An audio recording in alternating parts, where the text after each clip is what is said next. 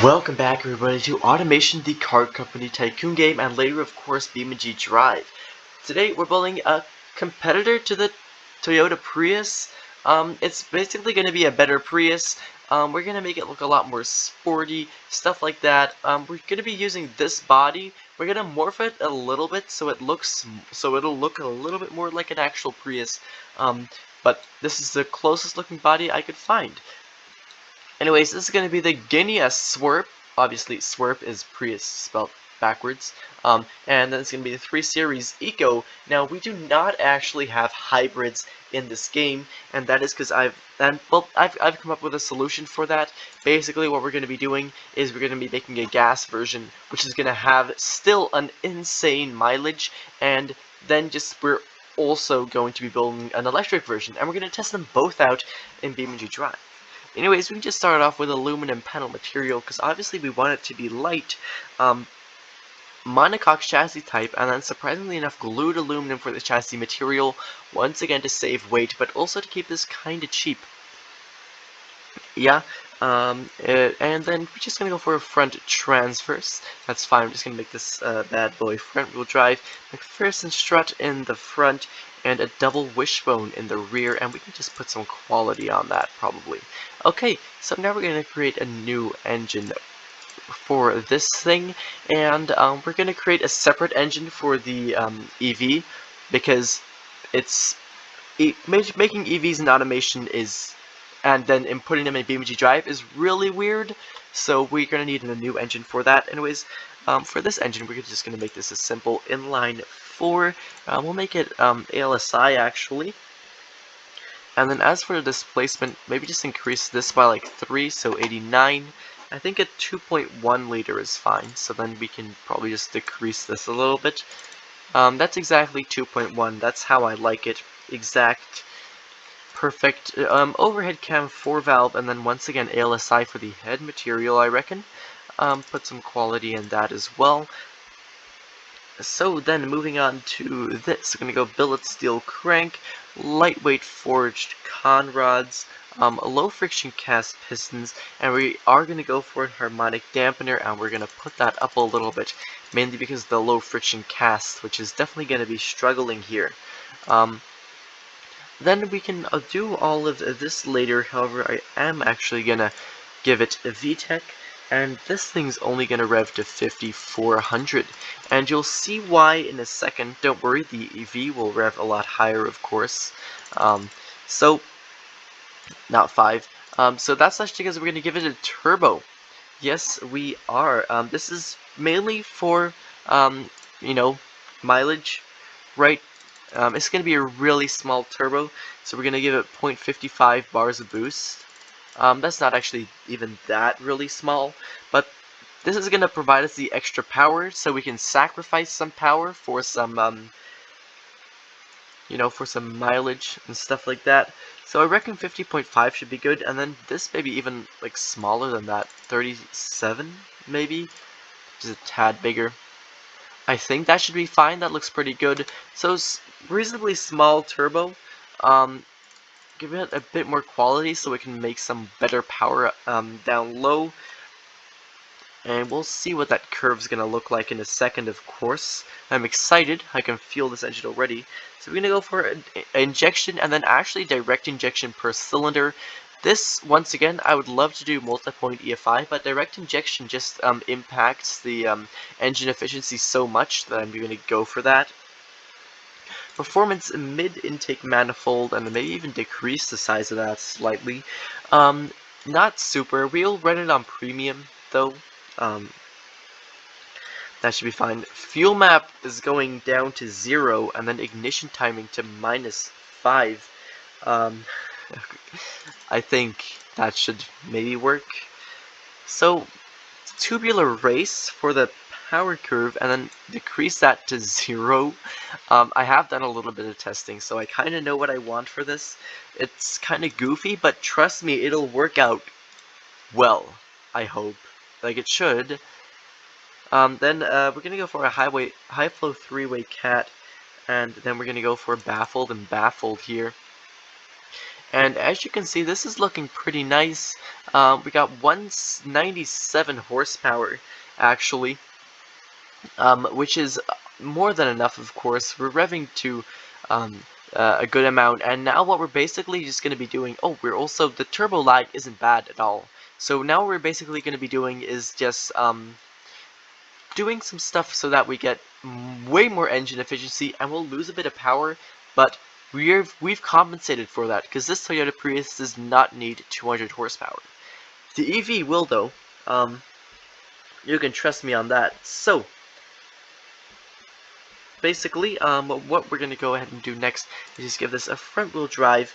That seems fair enough. An automatic 7-speed. I always like to keep these at even numbers, but 6-speed just wasn't enough for me, and an 8-speed is too expensive, I think. But like 6-speed, that doesn't feel like enough for a 2020. Yeah, it is 2020. Okay, cool. For a 2020 vehicle. Is that a good top speed according to this thing? Oh wow, it's actually higher. Okay. And then we are going to go for an electric LSD, surprisingly enough. Yes, we can afford that.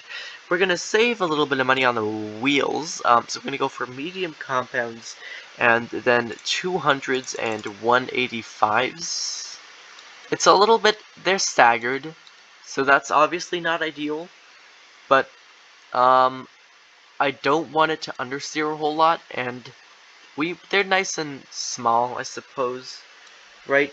And then we could want to put these up to 690. Obviously, modern ones, we need to have them look nice.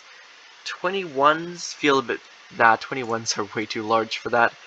We're gonna go 20s, and we are gonna go for an alloy rim material here, and +3 for some better traction.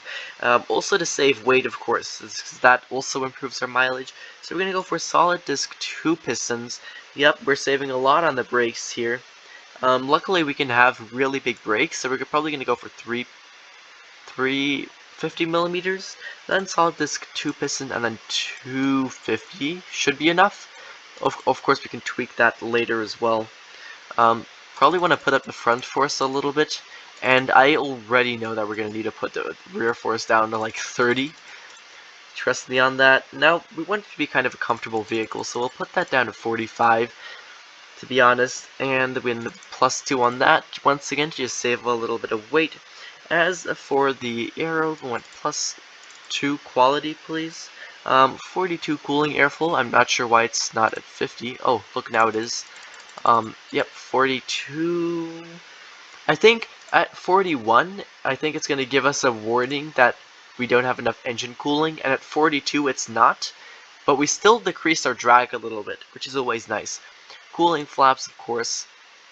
This is just going to be a 5-seater, not a convertible, and we're actually going to give this an premium interior and premium HUD, because this needs to be a competitor, guys.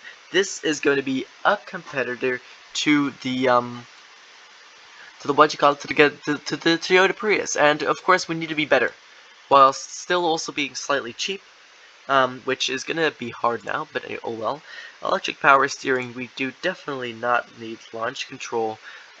So as for the safety, we're gonna go basic 10s safety. That's where we save all the money. We don't need to tell anyone though. Just keep that a secret. We're gonna go progressive gas monotube passive, probably. I think I actually like that. Want to maybe a bit more rear camber. Seems cool to me. And then just let's adjust this. I think 2.60 should be fine there. We want some nice soft suspension, right? 2.6, not 2.80 rear, a bit more, and then we'll also go for 2.0 here, I think. Our roll angle is a bit too high for my liking, so we'll just increase that by 1,000 and that by, yeah, that seems fair enough to me. That's a lot of a better roll angle. Then +2 quality on that. Currently 6.7 liters per 100 kilometers, and I'll see what I can change that to. Anyways, basically for right now, what we're just going to be doing is we are going to be designing this thing, of course. Changing it, morphing it a little bit, of course making it look better than the actual Toyota Prius, making this thing have insane mileage, and then I'll get back to you guys.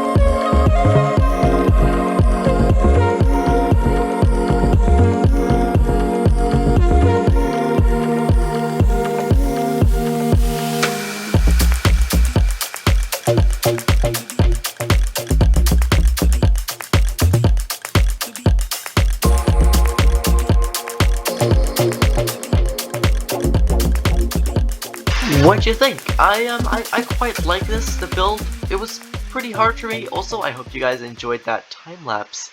Um, Not my proudest work, I guess, but I do really like it. Like these rims a lot here.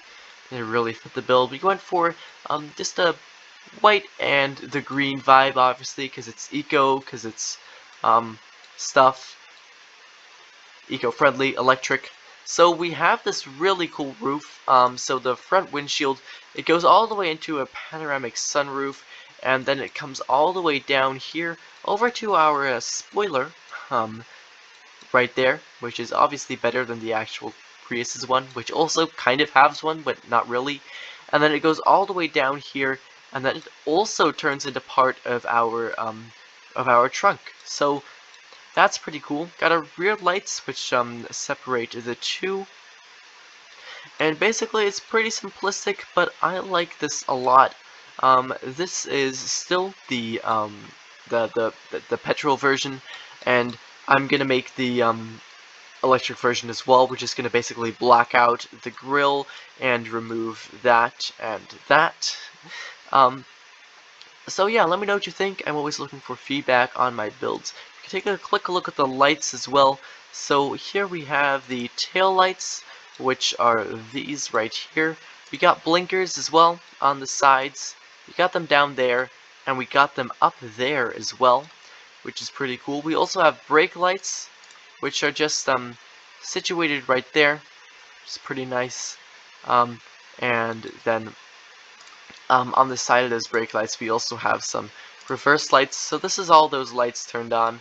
Got the blinkers and tail lights, or brake lights. Yeah, so we got blinkers and brake lights on both things there.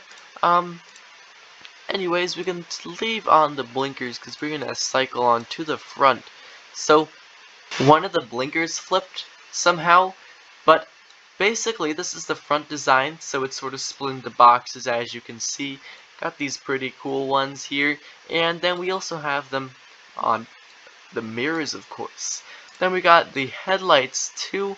So we got a tiny bit of a light bar just going through here just to connect everything a little bit, as you can see.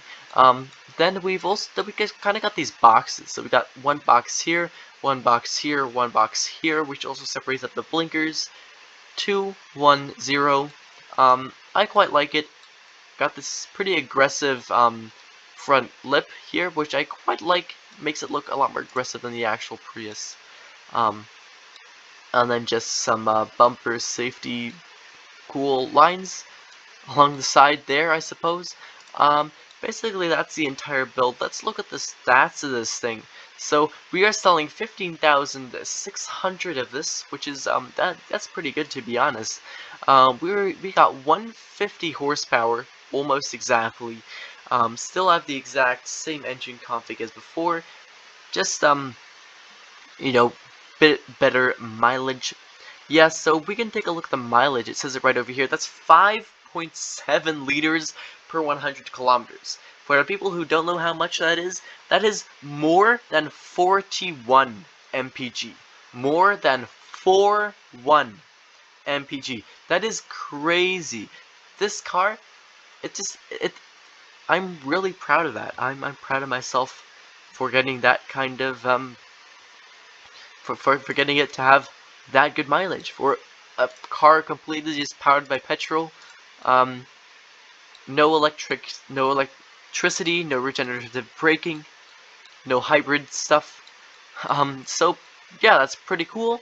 The cost is gonna be $32,200, which is the same as the top model Toyota Prius 3rd generation, which this is the competitor to. And obviously this one's better, so people are willing to pay more for this. Anyways, let's import this into beamng. Here we are in beamng.drive on the West Coast USA map, and we're starting off here with the regular one, the one powered by petrol, the one you cannot charge. And honestly, I'm pretty happy with how it exported. The roof is a mirror, which is the only thing that's kind of weird, but for the rest, I'm pretty happy with this. I think it turned out really well, and oh boy does it drive well in Beam. It drives amazingly well. The suspension tuning is absolutely on point. Some of the best suspension tuning I've done in ages, somehow. Didn't even necessarily try, but so yeah, that's pretty cool. You can download this car actually. There's a link to my Discord server in the description, and through my Discord server you can download this car as well as every other car I've ever made on this channel. So that's pretty cool, isn't it? Anyways, basically we're gonna drive this one around a bit, and then we're gonna now switch over to the EV, and then we're gonna drive that one around a bit as well, and then once we've driven both of them around a little bit, we're actually going to make them compete. So 0 to 60 and quarter mile, see which one of the two is actually better, and then once we've done that, what we're going to do is the best one is the one that we're going to race on the automation test track. So that's pretty cool. Anyways, if we head into here, I think this is where we should find the electric version waiting for us. Oh, look at that, there it is. Beautiful. Let's not actually hit it. There we are. So we can compare the two a little bit. Wow, I'm not sure what happened to the front grille there, but basically I blacked out the grille, so it's no longer a grille. I did keep the front splitter. I removed the exhaust and the gas cap, and that's it. So, let's so honestly not too many changes. It's not that exciting. There we go. So let's drive this one out here. So as you can see, this one is electric, and it has the different engine as well. This one has around 700 horsepower, which is quite high. However, it still doesn't even drive that fast. as you can see, that's because it's an electric vehicle and those work really differently. Like the torque and stuff and horsepower gets converted. I don't even know how the conversion works. Anyways, this one drives really smoothly as well. I really like it. See it drive over here. Take this one onto the highway. These drive a lot nicer for at high speeds.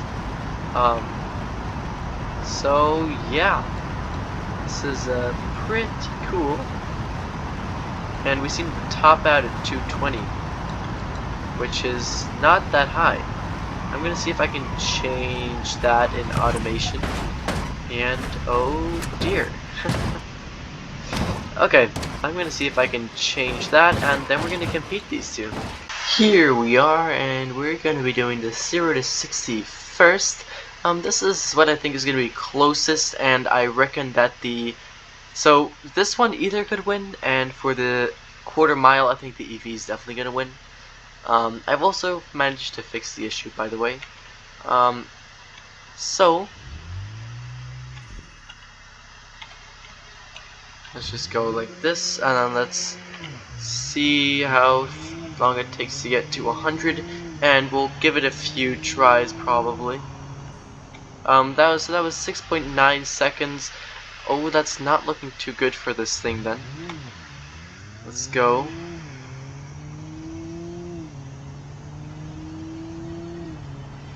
That was 6.8 seconds. Let's try like once more after this, and then we'll see. That was once again 6.80 seconds. That one was bad.